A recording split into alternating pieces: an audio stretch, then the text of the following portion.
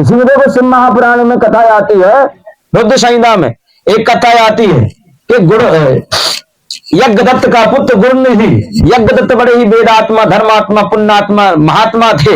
हमेशा धर्म का पालन करते थे, प्रजापालक थे। यज्ञ में उनका अच्छा रहता था, भजन मार्ग में चलते थे। लेकिन गुरुनिधि जो पुत्र था यज्ञदत्त का, वो बड़ा खतरनाक निकल गया। यज्ञ में पढ़ने के लिए भेजा विद्यालय में, तो उसकी माता जी से पूछा बेटा कहाँ गया गुरुनिधि? वो तो पढ़ने गया है। वो पढ़ने नहीं जाता था, वो वैश्या ग्रहण करने के लिए जाता था। एक ब्राह्मण का पुत्र जुआ खेले, धंधा करे, दारू पिए, मदरा पिए, संगति बिगड़ गई। गोस्वामी जी कहते हैं जैसी संगत वैसी रंगत।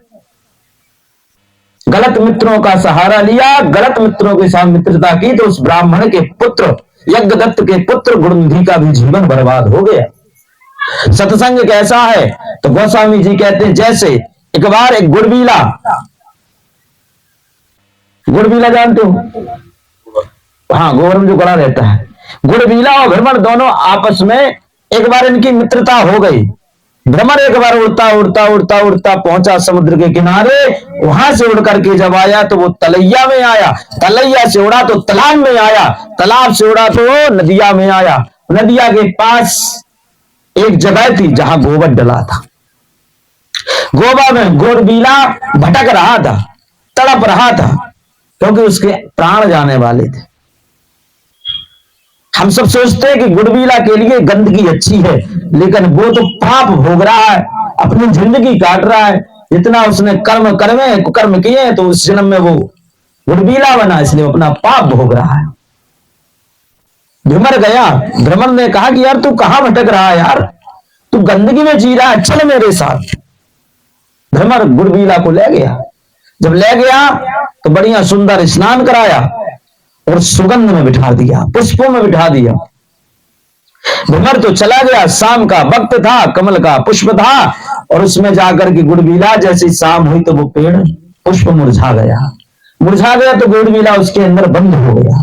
बंद हो गया तो रात में तो खिलता नहीं है फूल। सुबह सूर्योदय से पहले एक ब्राह्मण देवता नहा धोकर के आए, शिव मंदिर के लिए उस पुष्प को ले जाने लगे। उसको पुष्प को ले जाने लगे, उन्हें शंकर भगवान के ऊपर चढ़ाया, फिर भी नहीं खुला वो। इसके बाद एक पंडित जी आए, सूर्य भगवान उदय हुए।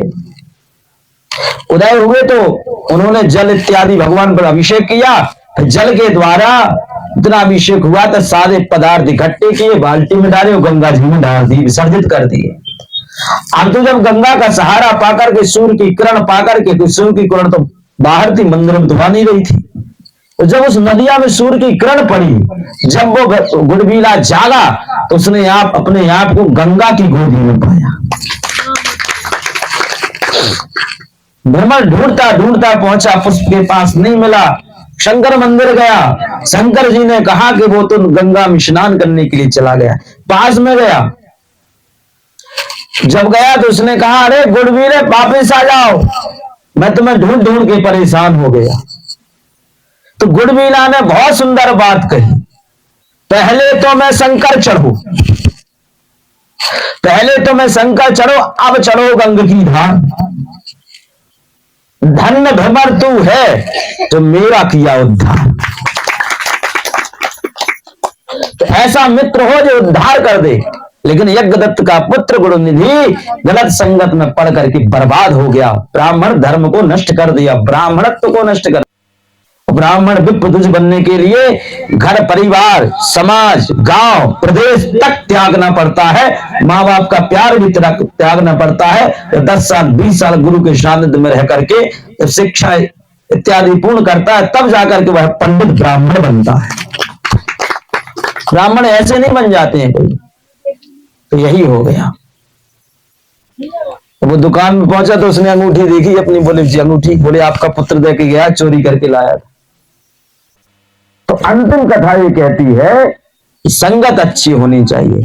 ब्राह्मण का पुत्र भी अगर कुकर्म करता तो ब्राह्मण कहलाने योग्य नहीं है।